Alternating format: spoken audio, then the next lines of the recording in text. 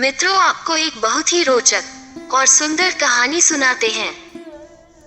एक शिव मंदिर के पुजारी जी को भोलेनाथ ने सपने में दर्शन दिए और कहा कि कल सुबह नगर के सभी भक्तों, विद्वानों, दान पुण्य करने वालों और साधु महात्माओं को मंदिर में जमा करो। पुजारी ने शहर में मुनादी करा दी कि महादेव का ऐसा आदेश है।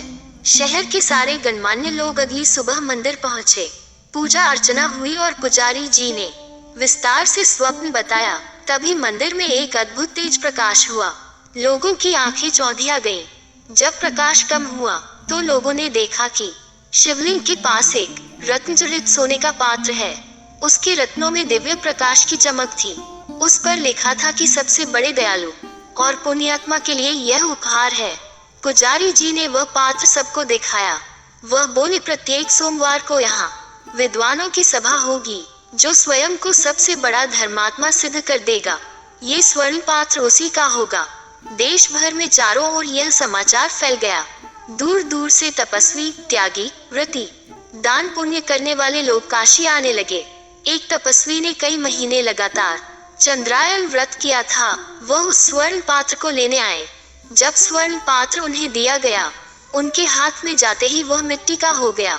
उसकी ज्योति नष्ट हो गई। लज्जित होकर उन्होंने स्वर्ण पात्र लौटा दिया। पुजारी के हाथ में जाते ही वह फिर सोने का हो गया और रत्न चमकने लगे। एक धर्मात्मा ने बहुत से विद्यालय बनवाए थे, कई सेवाश्रम चलाते थे। दान करते करते उन्होंने काफी धन खर्च कर दिया था। बहुत सी संस्थाओं को दान देते थे। अखबारों में नाम छपता था। वे भी स्वर्ण पात्र लेने आए, किंतु उनके हाथ में भी जाकर मिट्टी का ही हो गया। पुजारी ने कहा, ऐसा लगता है कि आप पद, मान या यश के लोभ से दान करते हैं। नाम की इच्छा से होने वाला दान सच्चा दान नहीं है। इसी प्रकार बहुत से लोग आए, किंतु कोई भी स्वर्ण पात्र पा नहीं सका। सबके हाथों में वह मिट्टी का हो जाता था। कई महीने बीत गए। बहुत से लोग स्वर्ण पात्र पाने के लोभ से भगवान के मंदिर के आसपास ही ज्यादा दान पुण्य करने लगे। लालच की पट्टी पड़ गई थी और मूर्खतावश ये सोचने लगे थे कि शायद मंदिर के पास का दान प्रभु की नजरों में आए, लेकिन स्वर्ण पात्र उन्हें भी नहीं मिला। एक दिन एक बूढ़ा किसान भोलेनाथ के दर्शन को आया। उसे इस पात्र की बात पता भी न थी। गरीब देहाती किसान था तो कपड़े भी मैले और फटे थे। उसके पास कपड़े में बंधा थोड़ा सत्तू और एक फटा कंबल था। लोग मंदिर के पास गरीबों को कपड़े, पूरी और मिठाई बांट रहे थे, किंतु एक कोढ़ी मंदिर से दूर पड़ा कराह रहा था। उससे उठा नहीं जाता था। सारे शरीर में घाव थे। कोढ़ी भूखा था, लेकिन उसकी ओर कोई देखता तक नहीं था। किसान को कोढ़ी पर दया आ गई। उसने अपना सत्तू उसे खाने को दे दिया और कंबल उसे ओढ़ा दिया। फिर वो मंदिर में दर्शन करने आया। मंदिर के पुजारी ने अब नियम बना लिया था कि सोमवार को जितने भक्त दर्शन करने आते थे, सबके हाथ में एक बार वह स्वर्ण पात्र जरूर रखते थे।